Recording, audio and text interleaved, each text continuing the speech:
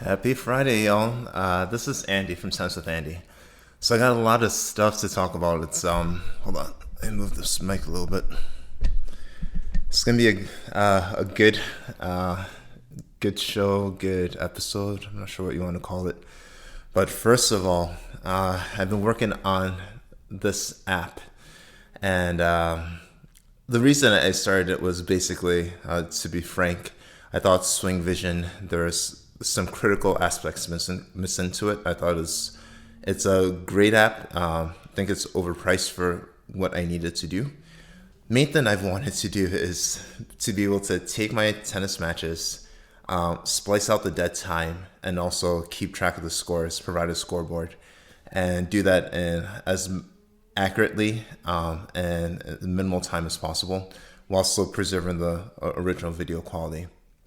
So that's something that SwingVision doesn't do, in that like the quality is degraded. You have that big SwingVision logo, and for post analysis, so analysis after the match, there's really not much you can do in terms of getting the scoreboard. So like, for example, if you take the video with your GoPro, for example, you can't really put a scoreboard with SwingVision afterwards. So instead of complaining, I just went ahead and I developed the app myself. So right now it's in the beta version. I'm still looking for a name to call it. I don't think Andy Vision is a good one. I might get sued or something. So maybe Splice Tennis, Splice in with Andy. Let's see, what else? I know what you can do. If you have a good idea for the name of this app, please leave it in the comments below. And so the way it basically works is that I record at least for now, I record the video, and then I wrote a script where I'm watching the video and I just click when the point starts, when the point ends. Basically, the point ends is like saying who won or who lost the points. And so that creates an Excel file, and afterwards, I have another script that looks at Excel file, looks at the original video, splices out the dead time, and also creates a custom scoreboard and puts it on there. So that's basically what it is. And then I have like some really cool buddies of mine who are much smarter than me in terms of machine learning and computer vision, and they're looking at ways to take that data that I input and basically use it to train an algorithm, to train a neural net to be able to predict when a point starts and ends, so that it could become pretty much automatic in terms of getting a video and splicing it.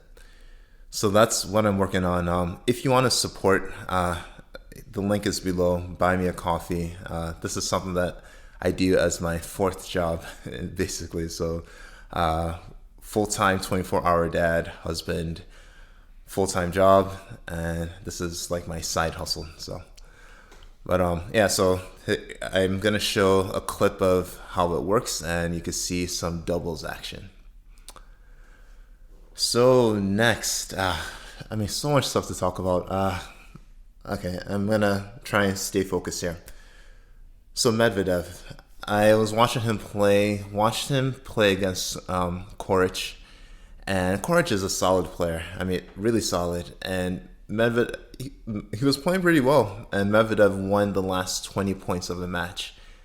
Just to put that in perspective, he was basically, if this were the start of a set, he was basically a 40-love serve hold away from doing a golden set against Coric.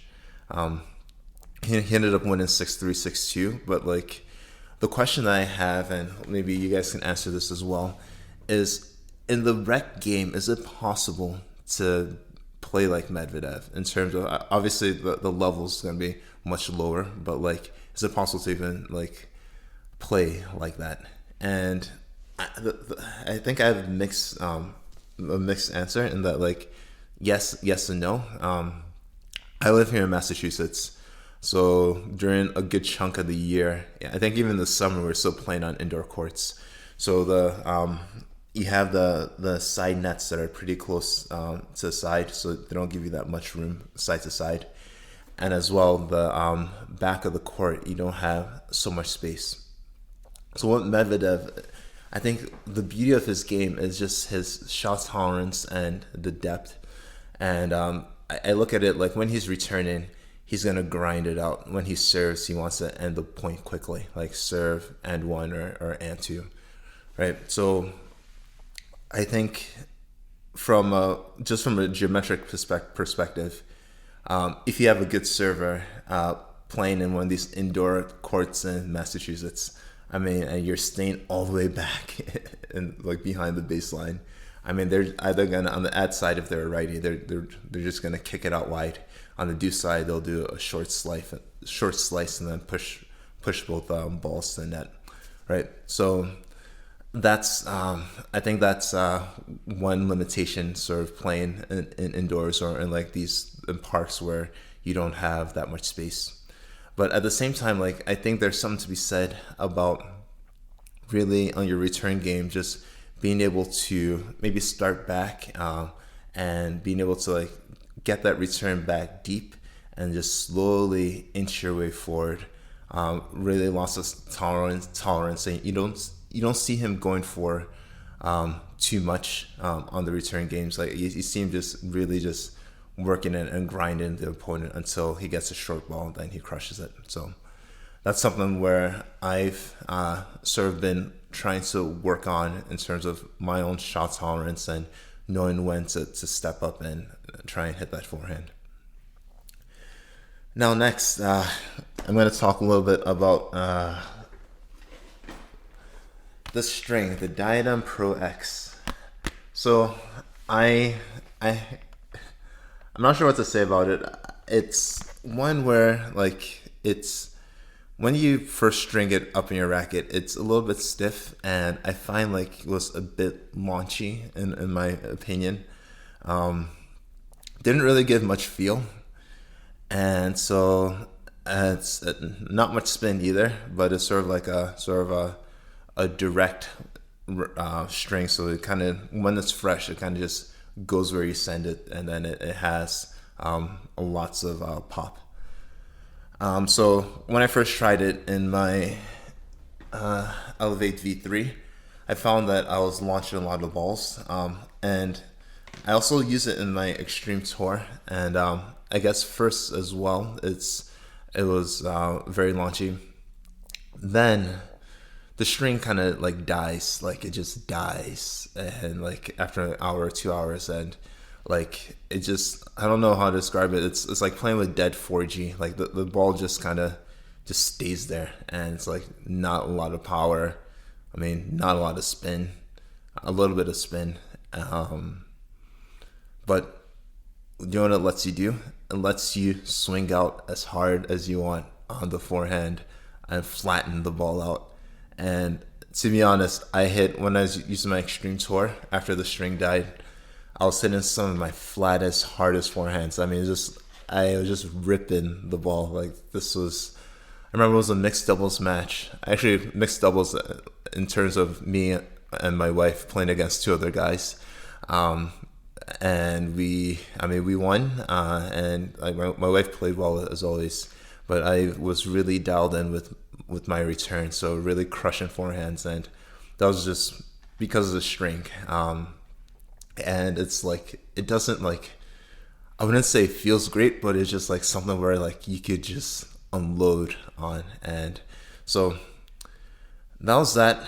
Then fast forward, using it in the Diadem ProX or the Diadem Elevate V3.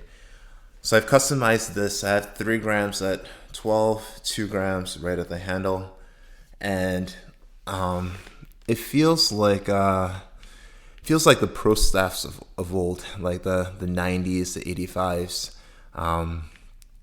And it's a control racket, gives you good plow through. And then I put this ProX in, and like just at the start, right? So when I first started to use it, I was like, wow, this is, the balls are flying. I couldn't really get any.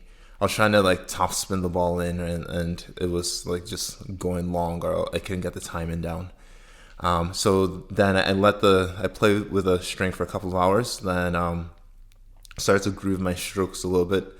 The string died, and when it died, then I just couldn't miss. Like I just literally could not miss. I was going for lines on both forehand and backhand, and like to basically say like to me the strongest comparison was I was using my Extreme Tour yesterday. I was playing a pretty good lefty who has like a mean slice serve and really crushes the forehand. I was using Extreme Tour. I was down 5-3, 30 love, and out of like frustration, I switched back to my Diadem.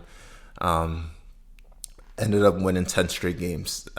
Just I was just like, wow. The strings don't feel great. It's just like they get the ball in, they do the job. So that. I guess that's what it's supposed to be there for, right?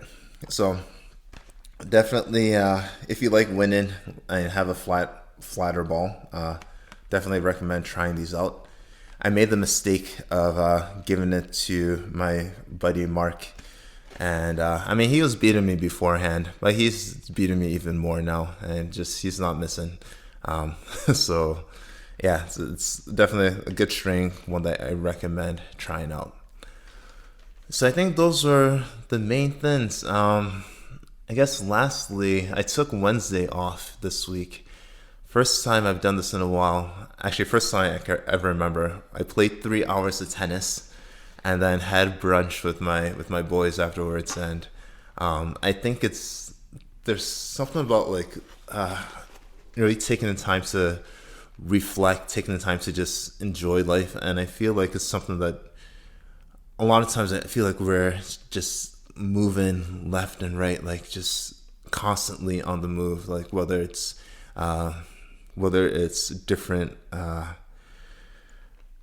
things that you have going on in life, but like really taking the time to enjoy and like have that time to relax, unwind, and like actually play tennis and not rush off to your next activity.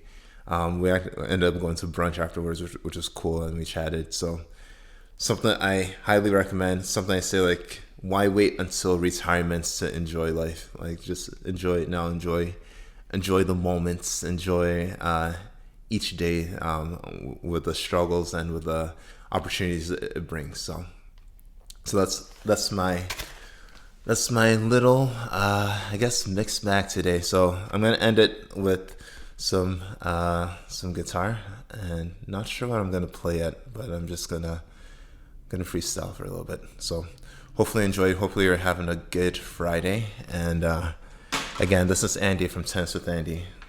Play smart and see results.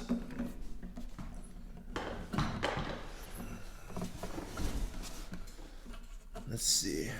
I'm in the happy mood. Let's do some D today.